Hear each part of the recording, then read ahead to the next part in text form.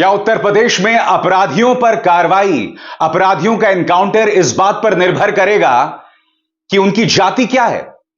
यानी कि अगर मुख्यमंत्री आदित्यनाथ का कोई स्वजाति है, यानी कि उनकी जाति का गैंगस्टर है, तो पुलिस उन पर कोई कार्रवाई नहीं करेगी। मगर दूसरी जातियों या अगर उसकी पृष्ठभूमि मुसलमान की है तो उसे मौत के घाट उतार दिया जाएगा।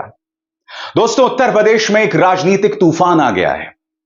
सुल्तानपुर के गहने की दुकान में डकैती होती है 28 अगस्त को और उस डकैती में आरोपी मंगेश यादव को मौत के घाट उतार दिया जाता है।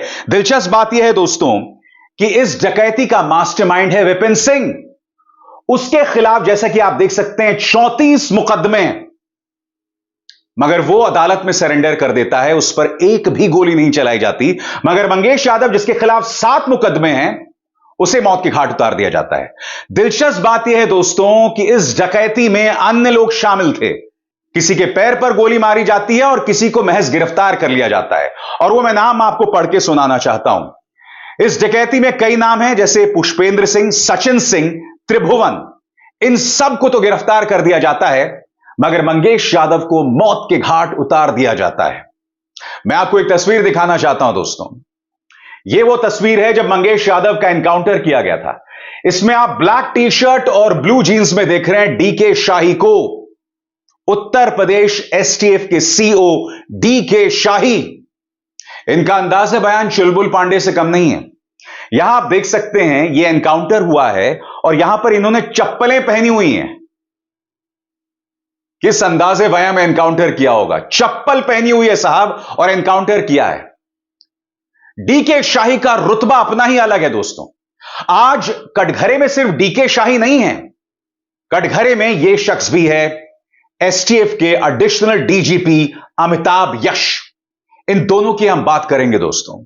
मगर जैसे मैंने कहा, इस मुद्दे को लेकर एक राजनीतिक तूफान आ गया है। परिवार कह रहा है कि बच्चे को उठाकर ले गए थे और फिर उसे मौत के घाट उतार दिया गया है।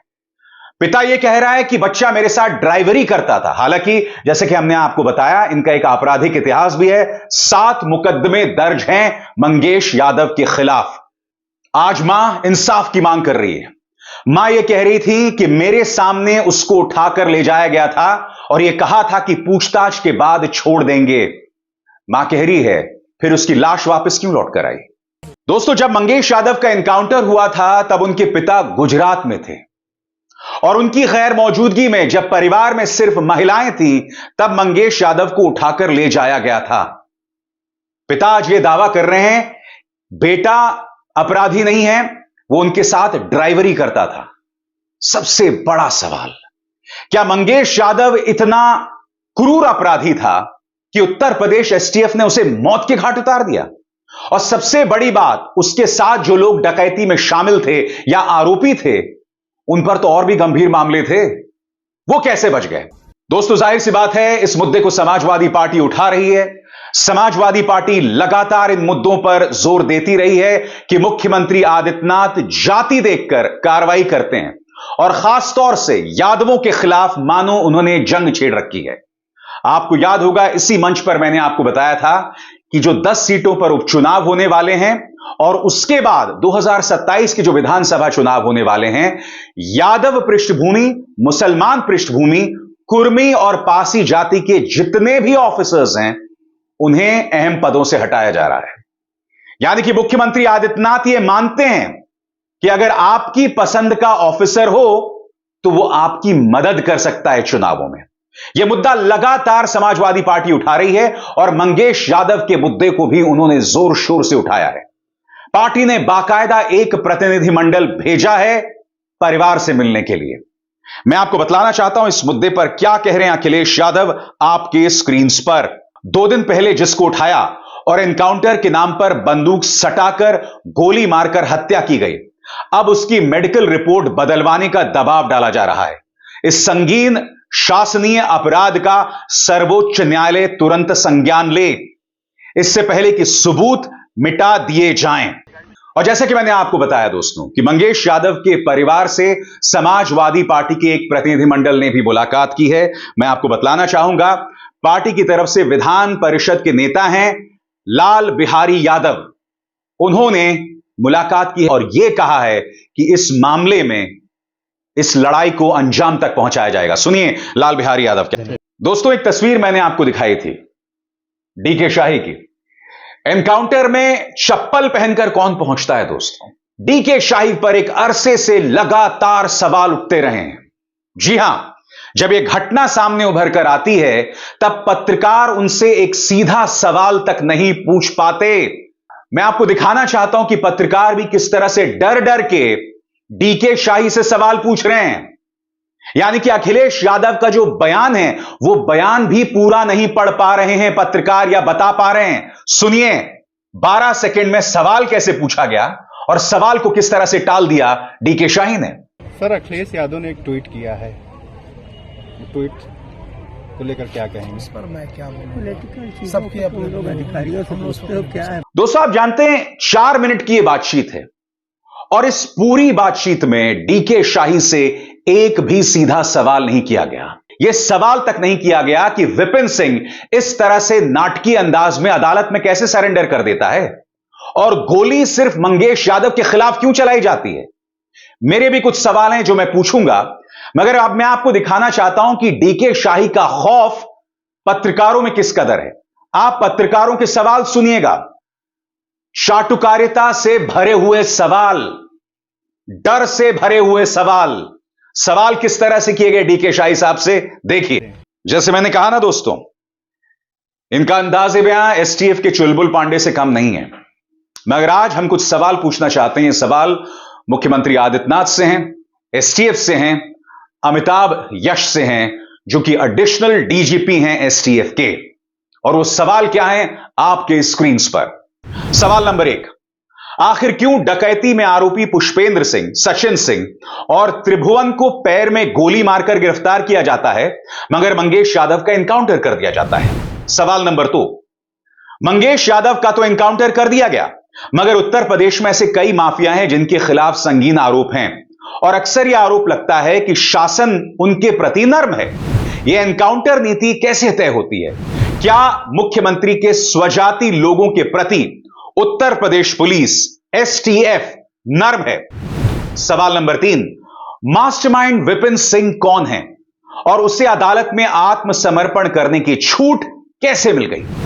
सवाल नंबर 4, एसटीएफ की टीम के मुखिया डीके शाही एनकाउंटर के दौरान चप्पल में दिखते हैं, अनौपचारिक अंदाज में। उनका यह रूप क्या कहता है? सवाल नंबर 5, क्या एसटीएफ सिर्फ खास जातियों और धर्म, खासतौर से मुसलमानों को ही निशाने पर लेती है? उत्तर प्रदेश में वरिष्ठ पत्रकार संजय शर्मा ने एक ट्वीट किया है दोस्तों। मैं चाहूंगा आप इसके एक एक शब्द पर गौर कीजिए क्योंकि यह ट्वीट कई लोगों की पोल खोल रहा है। क्या कह रहे हैं संजय आपकी स्क्रीन पर? उत्तर प्रदेश एसटीएफ एक संगठित अपराधी गिरोह की तरह काम कर रही है और इसमें किसी को कोई शक नहीं रह गया है। एक डिप्टी एसपी हैं, साहब के सजाती हैं, लखनऊ भर के व्यापारियों से चौथ वसूलने में ख्याति लिए हुए हैं। एक बार तबादला हुआ तो एक जाने माने वकील के संरक्षण में चले गए। सालों बीत गए मगर उनको हिलाने वाला कोई नहीं है। अगर योगी की जगह कोई और सीएम बन गया तो सबसे बुरा हाल इसी एसटीएफ का होने वाला है। वैसे इन लोगों की जन्मपत्री अमित शाह के यहां पर भी पहुंच गई है। जाहिर सी बात है दोस्तों, इस मामले की सीबीआई जांच होनी चाहिए कि विपिन सिंह कैसे बच जाता है और मंगेश यादव को मौत के घाट क्यों उतार दिया जाता है। और मैं एक बात स्पष्ट कर दूं, सजा देने का काम उत्तर प्रदेश पुलिस का नहीं है। मंगेश यादव के खिलाफ 7 मुकदमे थे। इसमें कोई बलात्कार का मामला नहीं था, हत्या का मामला नहीं था, लूट खसूट का मामला था, मगर उसे मौत के घाट उतार दिया जाता है। मैं फिर आपसे सवाल पूछना चाहता हूं, पुलिस को किसने अधिकार दिया इस तरह से लोगों को मौत के घाट उतारने का? कुछ देर के लिए अगर कोई बहुत संगीन अपराधी हो, कोई सीरियल किलर हो, सीरियल रेपिस्ट हो, उसको लेकर आपके मन में नाराजगी होती है, गुस्सा होता है। मगर ऐसा कैसे होता है कि यूपी एसटीएफ की गोली सिर्फ यादवों, पिछड़ों, मुसलमानों पर चलती है? मगर आज की तारीख में भाजपा के संरक्षण में कई बड़े बड़े माफिया बैठे हुए हैं, उन पर ढेरों केसेस हैं। क्या आपको पता है धनंजय सिंह के खिलाफ कितने केसेस हैं? ब्रजेश सिंह के खिलाफ कितने केसेस हैं? राजा भैया के खिलाफ कितने केसेस हैं? और क्या आपको इस बात का आभास है कि इनकी जातियां क्या हैं? यह सवाल तो उठेगा ना।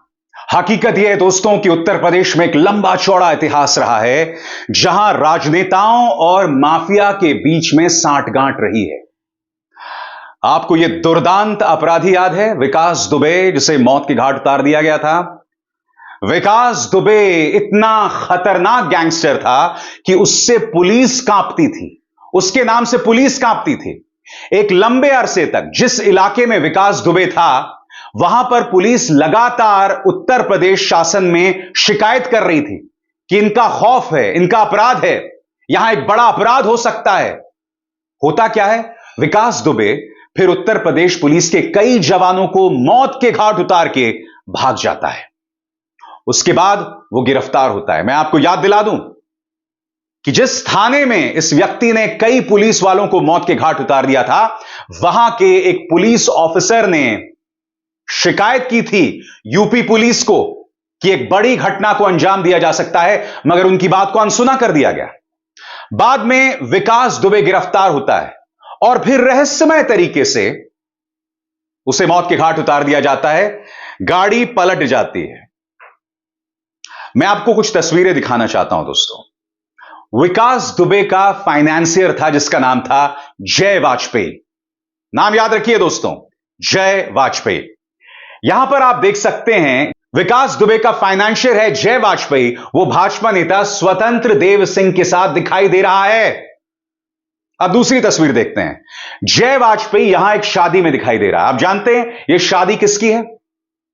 मुख्यमंत्री आदित्यनाथ के बहुत करीबी एक नौकरशाह हैं जिनका नाम है अवनीश अवस्थी। उनकी एक पत्नी है जिनका नाम है मालिनी अवस्थी, जो लोक गायिका हैं। उनकी बेटी की शादी है जहां जय वाजपेयी, जो कि गैंगस्टर विकास दुबे का फाइनेंशियर है, वो पहुंचा हुआ है। शादी तो शादी, गैंगस्टर विकास दुबे का फाइनेंशियर जय वाजपेयी अवनीश अवस्थी के स्वर्गीय पिता की 13वीं में भी दिखाई देता है। यह तस्वीर इस बात की बानगी है।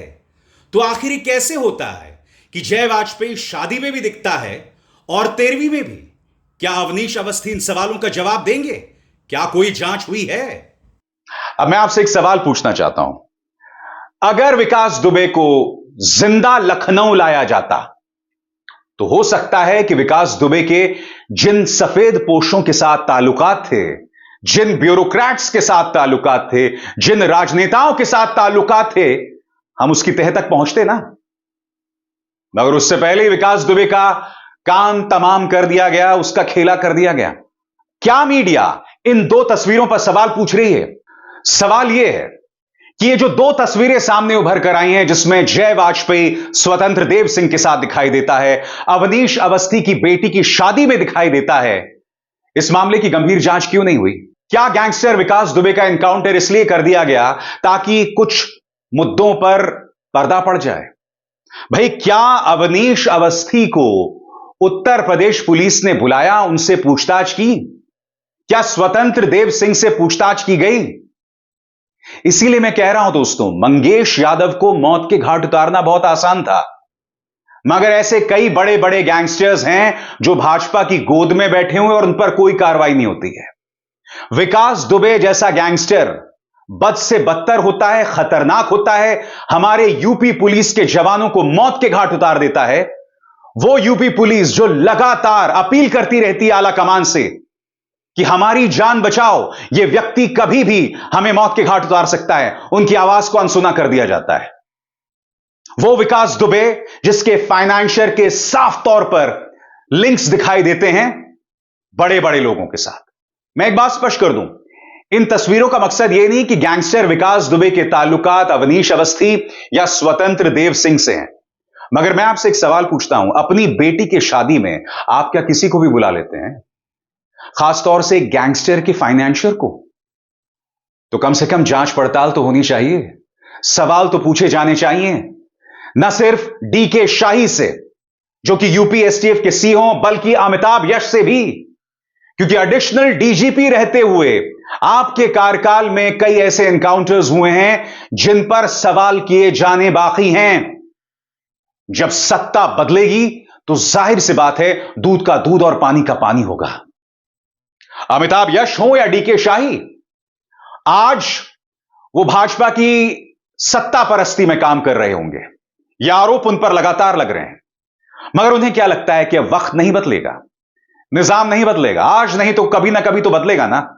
तो क्या लगता है आपने जो तमाम चीजें की हैं, आपके जो तमाम एक्शंस रहे हैं, क्या उस पर कभी भी सवाल नहीं उठेंगे? क्या आप कभी कटघरे में नहीं होंगे? धार्मिक व्यक्ति होंगे आप, मैं उम्मीद करता हूं।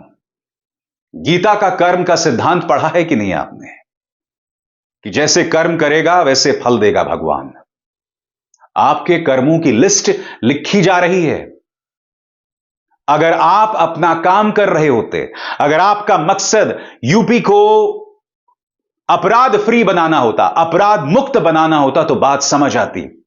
मगर एक के बाद एक एनकाउंटर्स ये साबित कर रहे हैं कि मुख्यमंत्री आदित्यनाथ के स्वजाति गैंगस्टर्स पर तो कोई कार्रवाई नहीं होती है, मगर अन्य जातियों के लोगों को मौत के घाट उतारा जाता है। मैं एक बात स्पष्ट कर दूं, सजा देना अदालत का काम है।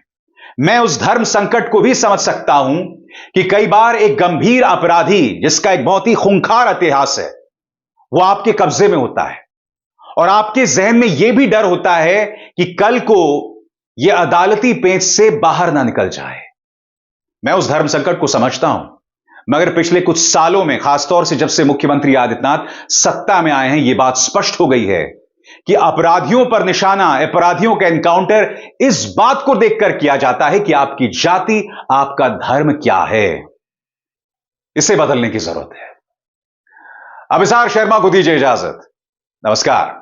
स्वतंत्र और आजाद पत्रकारिता का समर्थन कीजिए, सच में मेरा साथी बनिए। बहुत आसान है दोस्तों, इस ज्वाइन बटन को दबाइए और आपके सामने आएंगे ये 3 विकल्प, इनमें से एक चुनिए और सच के इस सफर में मेरा साथी बनिए।